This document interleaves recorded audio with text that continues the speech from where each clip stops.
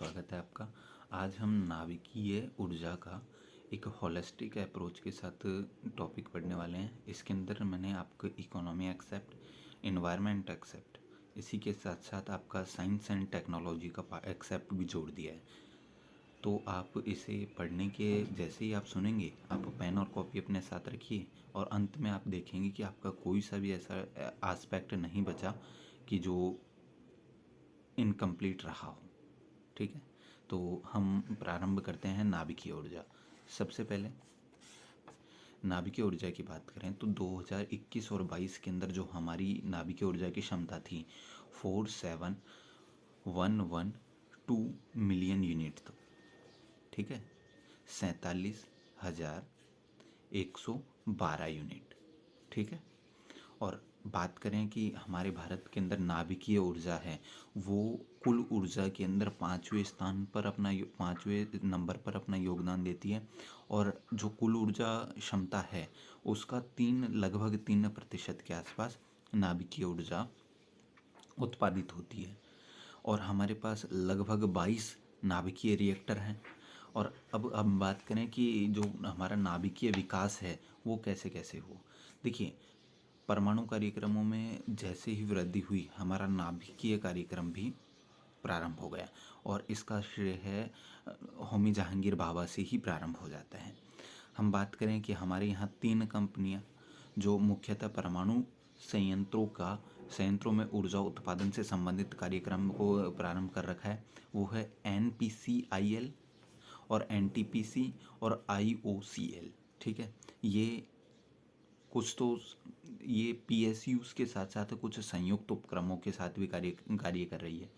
हमारे पास हमारे भारी जल रिएक्टर PHWRs है ना, की संख्या लगभग 18 के आसपास है, जो पूर्णतः स्वदेशी तकनीक पर निर्भर है।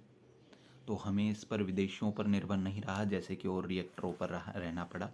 अब हमने भारत में जो अधिकांश परमाणु रिएक्टर्स हैं वो या तो आपको दक्षिण भारत में देखने को मिलेंगे या महाराष्ट्र या गुजरात के आसपास के एरिया में। हालांकि कुछ उत्तरी भारत में भी हैं एक दो, जैसे रावत भाटा हुआ, या अभी गोरखपुर के आसपास एक खोलने की कह रहे हैं, लेकिन जनता के विद्रोह के कारण वो मतलब अभी तक पूर्णतः कार्य नहीं कर पाए।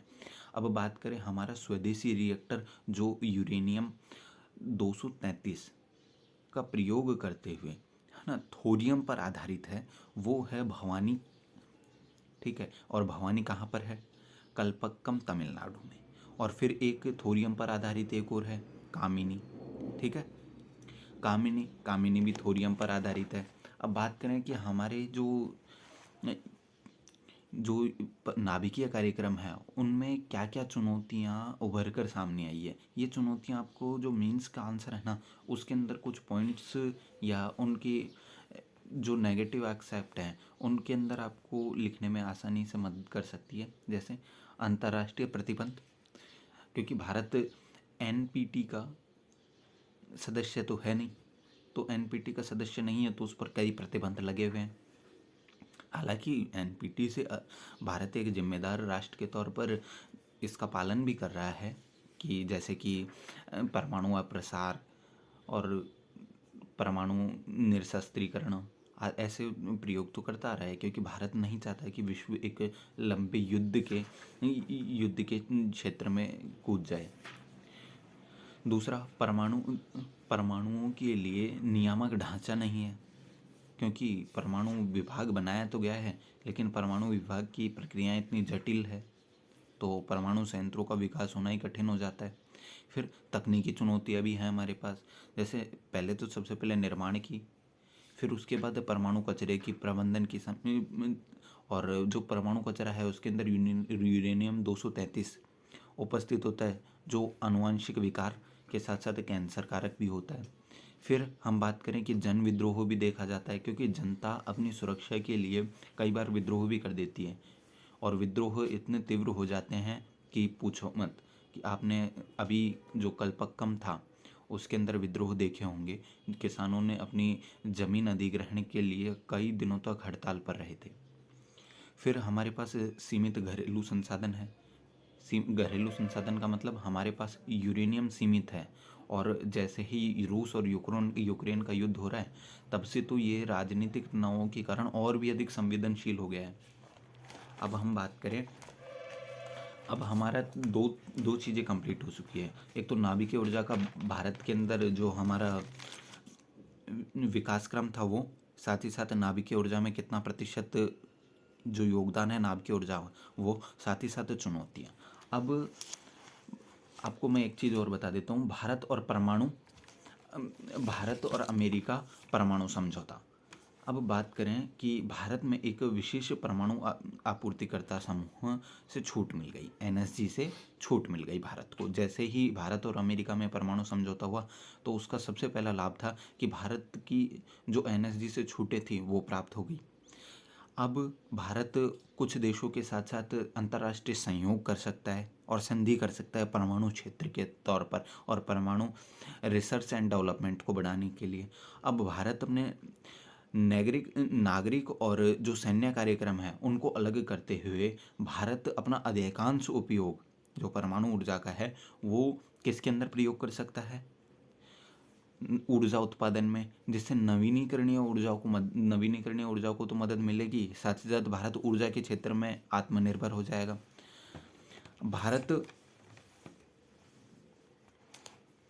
अब भारत की बात करें तो भारत के अंदर सबसे महत्वपूर्ण है कि अब भारत जो फ्रांस है ना, फ्रांस, कजाकिस्तान, ऑस्ट्रेलिया, कनाडा, रूस, और इनसे है ना यूरेनियम आयात करने में कोई समस्या सामना नहीं करना पड़ेगा। अब भारत का एक लक्ष्य भी है, भारत मजबूत अप्रसार साख के साथ जिम्मेदारीपूर्ण परमाणु हथियार वाला देश है। तो भारत, आपको पता है कि सदैव परमाणु हथियारों का विरोध ही करता है या उनके अप्रसार की बात करता है, और नवीनीकरणीय ऊर्जा का हमारे पास एक अच्छा खासा स्रोत भी हो गया। अब बात करें कि हमें परमाणु क्षमता है उसके अंदर हमें और अधिक विस्तार क्यों करना चाहिए। देखिए, सबसे पहले तो वृद्धि करना हमारे लिए इस वजह से हो जाता है कि जो हमारे पर ऊर्जा आवश्यकता है, क्योंकि ऊर्जा आवश्यकता किसी भी राष्ट्र के लिए ऊर्जा के क्षेत्र में आत्मनिर्भर होना प्राथमिक आवश्यकता है। नहीं तो वो जो देश हैं दूसरे, तो वो अपना एक तरीके से आधिपत्य स्थापित कर लेते हैं दूसरे देश पर। आज भारत को ही देख लीजिए आप, पेट्रोल और कोयला क्षेत्र के अंदर भारत लगभग दूसरे देशों पर निर्भर है, जिसके कारण भारत की आंतरिक स्थिति तो प्रभावित होती है, साथ ही साथ वैदेशिक स्थिति भी प्रभावित होती है। अब हम बात करें वैदेशिक स्थिति की, कि जो यूरेनियम है, या मैं ऐसा कहूँ कि परमाणु ऊर्जा को लेकर जो विदेशी या वैश्विक जो सिनारियो है या वैश्विक दृष्टिकोण है वो क्या है। देखिए, रूस और यूक्रेन के युद्ध के बाद ऊर्जा के क्षेत्र में एक पुनर्जागरण सा हुआ है, मुख्यतः यूरोप और यूएसए में। अब जैसे ही वहाँ ऊर्जा की आपूर्ति कमी हुई, तो जो यूरोप है वो परमाणु ऊर्जा में हिस्सेदारी को बढ़ाने के लिए अपने कार्यक्रम प्रारंभ कर चुका है। तो इससे पता चलता है कि परमाणु ऊर्जा का भविष्य निकट का भविष्य है। फिर हम बात करें दक्षिण कोरिया की। दक्षिण कोरिया के राष्ट्रपति ने साफ साफ शब्दों में कहा है कि 2030 तक हमारी कुल न्यूक्लियर पावर में हिस्सेदारी लगभग 30% बढ़ाने की आवश्यकता होगी। और यूके ने कहा है कि यदि विश्व को डीकार्बनाइजेशन करना है तो हमें परमाणु ऊर्जा की ओर शिफ्ट होना ही होगा। अब हम बात करें दूसरी ओर जर्मन की और या जापान की। जर्मन की आपने चेरनोबिल घटना तो देखी होगी, और अभी फ्रांस की फुकुशिमा घटना देखी होगी, और साथ ही साथ फ्रांस के भी कुछ ऐसे रिएक्टर्स हैं जो अब जर्जर अवस्था में। तो ये देश आपदाओं से बचने के लिए ये ऊर्जा के अन्य स्रोतों पर जाना चाहते हैं, जैसे कोयला, गैस आधारित। और जापान तो गैस आधारित और कोयला आधारित जो कुल ऊर्जा है उसके अंदर इनका अनुपात तो कुछ बढ़ाने की भी बात कर रहा है कुछ दिनों से, क्योंकि घटनाएं बहुत अधिक प्रभावित करती है राष्ट्र को भी, साथ ही साथ वहाँ रहने वाले निवासियों को भी। परमाणु ऊर्जा को एक चरणबद्ध रूप से अब मांग उठ रही है। जापान और ऐसे कई, जैसे जापान हुए, जर्मन हुआ, फ्रांस हुए, ऐसे कई देश चाहते हैं कि हम एक जो हमारा परमाणु ऊर्जा कार्यक्रम है या परमाणु ऊर्जा को बंद कर देना चाहिए क्या। लेकिन मैं आपको बताऊं कि इससे भारत भी प्रभावित होता है इस समय, इसलिए हमको इसके संदर्भ में थोड़ा महत्वपूर्ण अध्ययन करना होगा। अब मैं आपको बात बताता हूँ कि सबसे पहले परमाणु ऊर्जा को क्यों नहीं बंद कर सकते। वो है, क्यों नहीं बंद कर सकते, उसका पहला कारण है परमाणु ईंधन की सोर्सिंग है हमारे पास। अभी जो भविष्य है उसके अंदर ईंधन का प्रमुख स्रोत है। क्योंकि आपको मैं बता दूं कि ऊर्जा के महत्वपूर्ण स्रोत के होने के साथ साथ जो यूरेनियम सीमित मात्रा में उपलब्ध है, और साथ ही साथ भारत के अंदर थोरियम के जो रिएक्टर हैं वो अभी कार्य करना प्रारंभ किए नहीं हैं। तो इसलिए भारत के साथ समस्याएं और भी अधिक घटित हो जाती है। फिर आ जाता है हमारे पास दूसरा, सुरक्षा को लेकर मैंने आपको बताया तमिलनाडु के कुंडनकुल जो संयंत्र था उसको भूमि अधिग्रहण के लिए बहुत अधिक संघर्ष करना पड़ा और बहुत अधिक समय लग गया। और जो परमाणु कचरा है यूरेनियम 233 का अधिकांश उत्सर्जन हमारे लिए कैंसर और आनुवांशिक रोगों के लिए एक ऐसा आधार प्रदान कर देता है कि वहाँ आसपास के एरिया में ये रोग सामान्यतः देखे ही जा सकते हैं। इसके लिए आप जैसलमेर का अच्छा खासा उदाहरण ले सकते हैं, पोखरण। गहन पूंजी, यदि आपको परमाणु रिएक्टर स्थापित करना है तो आपको इतनी गहन पूंजी की आवश्यकता होगी कि आप इतने में अच्छे खासे 2-3 रिएक्टर कोयले के स्थापित कर सकते हैं। तो ये तो परमाणु ऊर्जा को बंद करने की मांग क्यों चल रही है वो मैंने आपको बताया।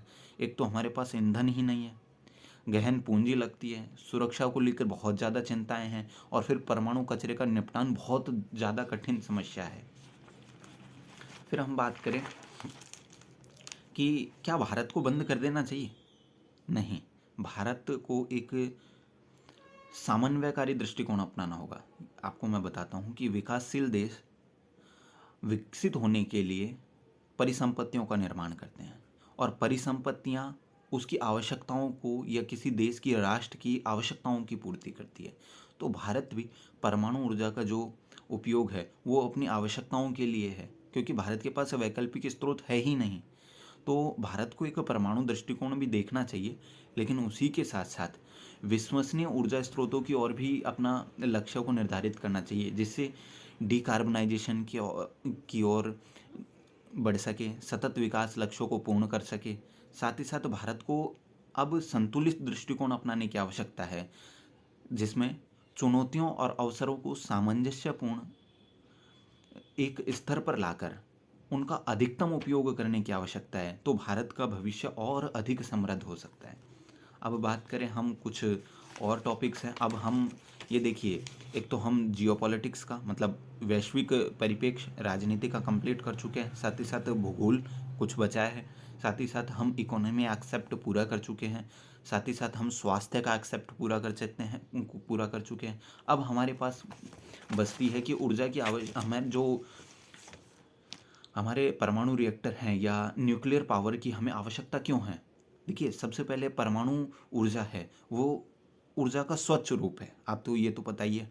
जब हम बात करें कि 1000 मेगावाट के संयंत्र में केवल 25 टन LEU मतलब लो इन्हेंस्ड यूरेनियम की आवश्यकता होती है, वहीं हम बात करें कोयले के संयंत्रों की तो कोयले में 5 मिलियन टन कोयले की आवश्यकता होती है। साथ ही साथ इसके लिए जो अपशिष्ट हैं वो राख के रूप में उसका निपटान करने में बहुत अधिक कठिनाई आ जाती है।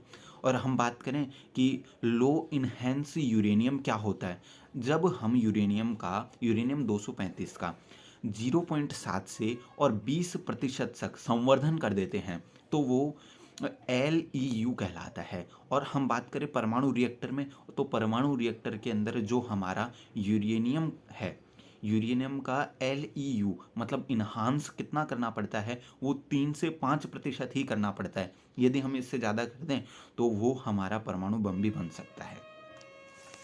ठीक है, एक तो आपको मैंने बता दिया कि हमारे परमाणु ऊर्जा की क्यों आवश्यकता है। एक तो ये स्वच्छ ऊर्जा का रूप है, ठीक है।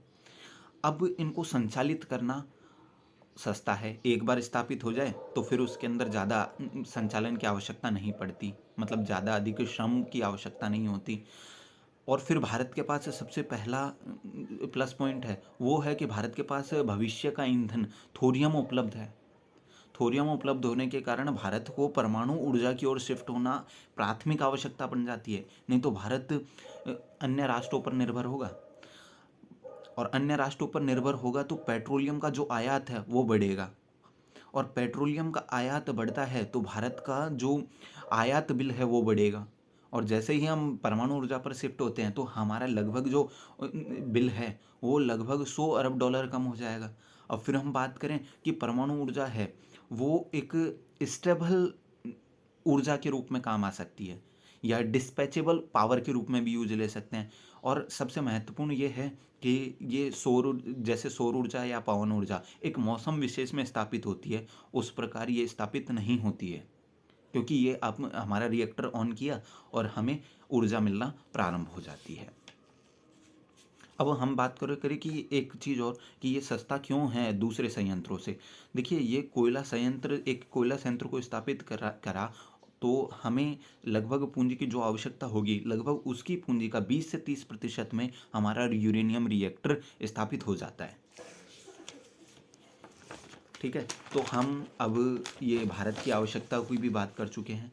अब हमारे पास होती है नाभिकीय ऊर्जा। अब ये आता है साइंस का कॉन्सेप्ट। अब साइंस के कॉन्सेप्ट के लिए आपको थोड़ा सा इंतज़ार करना पड़ेगा, और इंतज़ार करने का मेरा सीधा सा मतलब ये है कि हमें 2 मिनट समझना होगा कि जो नाभिकीय ऊर्जा है उसको बनाने के कितने रूप हैं। देखिए, नाभिकीय ऊर्जा 2 रूपों में बनाई जा सकती है। एक तो नाभिकीय विखंडन और नाभिकीय संलयन, नाभिकीय न्यूक्लियर फिजन और न्यूक्लियर फिजन।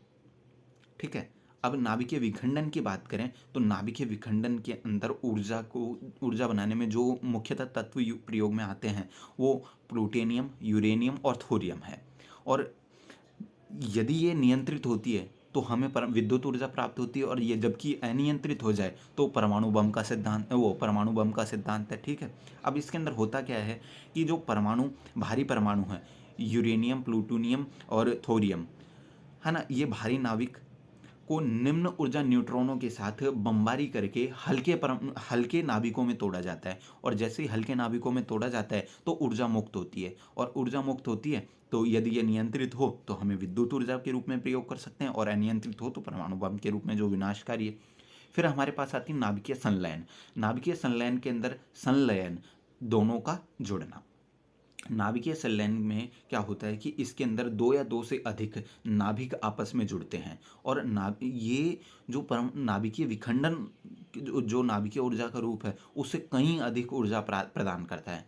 और इसको प्रारंभ करने के लिए अच्छे खासे तापमान की भी आवश्यकता होती है, और तापमान के लिए 10⁶ डिग्री सेल्सियस तापमान होने पर ही ये प्रारंभ हो सकती है। आपको पता है कि फ्रांस के कुछ रिएक्टर्स हैं, जैसे कि ITER जो भट्टी है उसके अंदर नाभिकीय संलयन के माध्यम से ऊर्जा प्राप्त करने के लिए कुछ प्रयोग किए जा रहे हैं।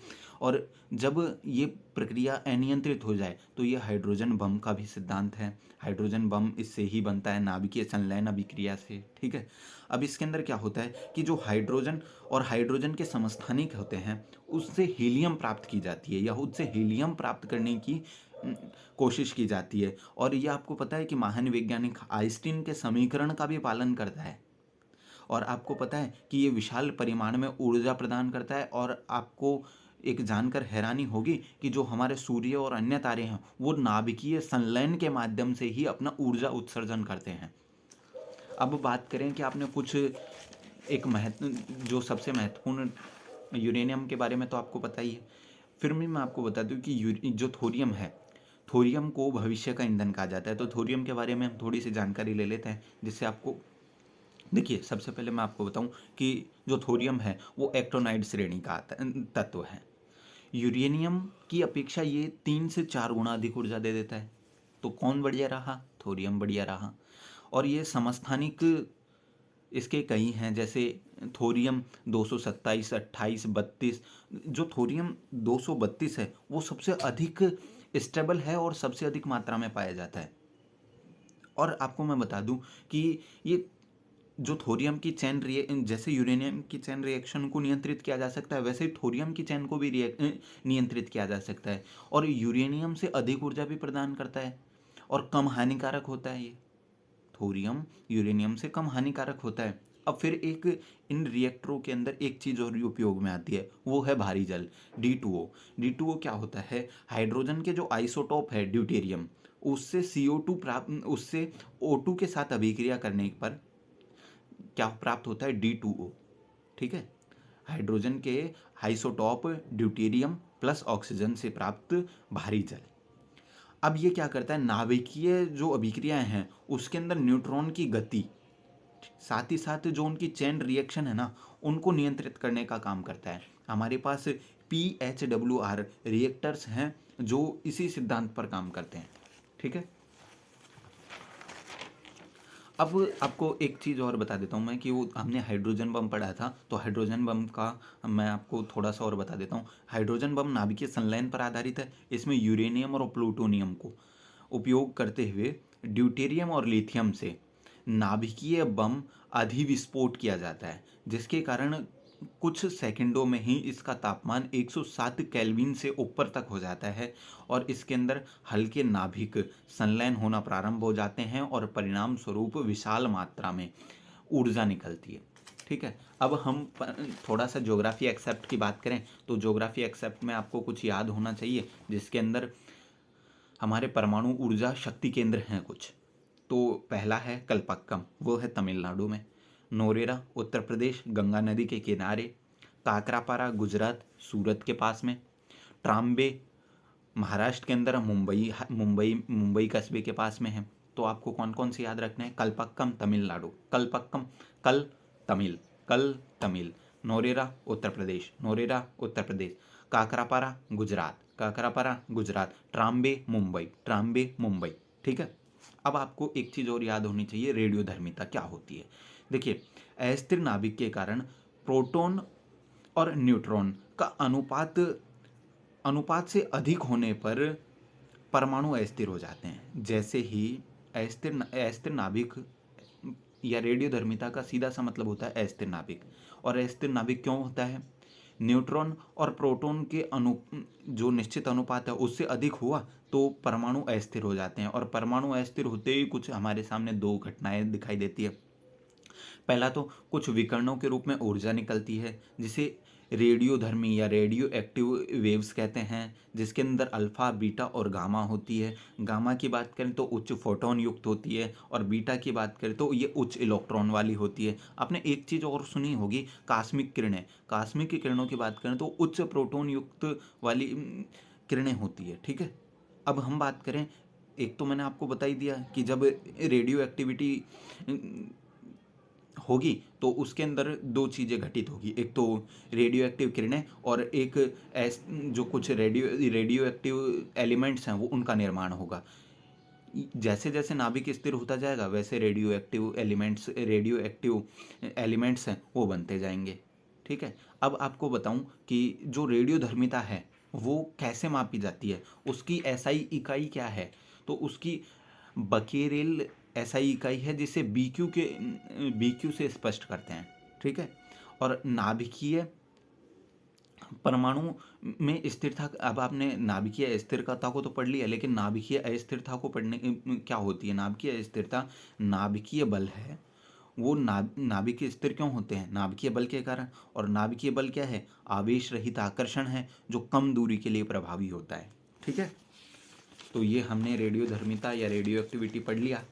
तो रेडियो एक्टिविटी के बारे में आपको, अब हम रेडियो एक्टिविटी के यूज पढ़ते हैं। देखिए, सबसे पहला तो हम इतनी देर से ऊर्जा उत्पादन में करी आ रहे हैं, कार्बन डेटिंग में, मतलब C14 विधि के में यूज कर सकते हैं। एक खाद्य परिरक्षण में, जिसके अंदर रोगाणुरोधन, फसलों को कम पकने का समय कम करने में, हवाई सुरक्षा के लिए, साथ ही साथ धुएं, आयनीकृत जो धुआं है उसका भी पता हम रेडियो एक्टिविटी के माध्यम से लगाए जा सकते हैं। और इसका व्यापक प्रयोग कृषि क्षेत्र में होता है, जैसे MRI, ठीक है, एक्सरे, मेडिकल थेरेपी।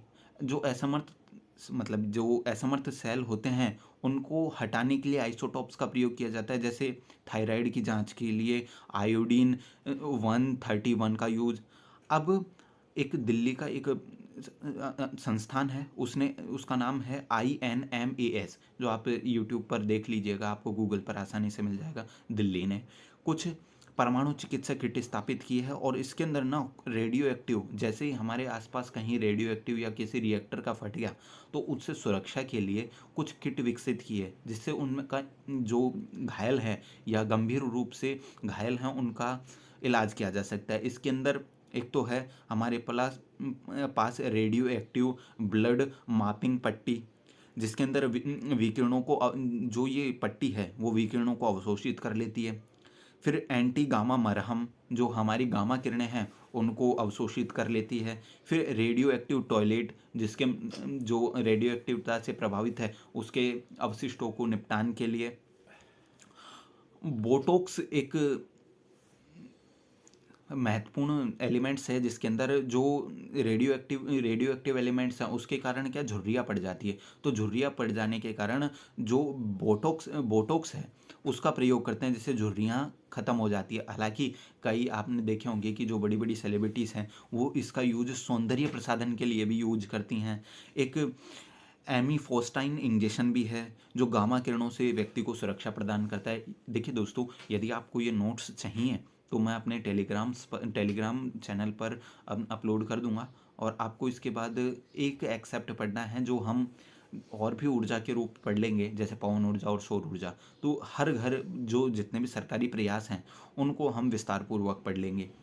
तो जैसे ही हम विस्तार पूर्वक पढ़ लेंगे इसके बाद आपका कोई सा भी एक्सेप्ट नहीं बचेगा कि जिससे यूपीएससी बाहर प्रश्न पूछ सके, या ऐसा कह सकते हैं कि बाहर तो पूछा जा सकता है क्योंकि यूपीएससी का एक स्तर, मतलब उसकी सोच कुछ अलग चलती है। तो लेकिन फिर भी मैं आपको बताता हूँ कि आप कोई सा भी प्रश्न हो उसका आंसर देने के लिए लगभग 99% सक्षम तो हो ही जाएंगे, तो आप लगभग अटेम्प्ट कर देंगे क्वेश्चंस। तो थैंक यू दोस्तों, लाइक शेयर और सब्सक्राइब कर सकते हैं, और आप मेरे टेलीग्राम पर मैं ये नोट्स अपलोड कर दूंगा तो आप सिंपली वहाँ से